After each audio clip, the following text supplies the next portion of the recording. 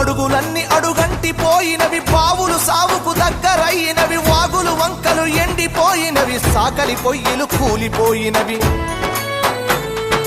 పెద్ద బోరు పొద్దంత నడుస్తుందో బలిసీనా దొరలది, మరి పేద రైతుల బాబులెందుకెండే నా పల్లెల్లోనా.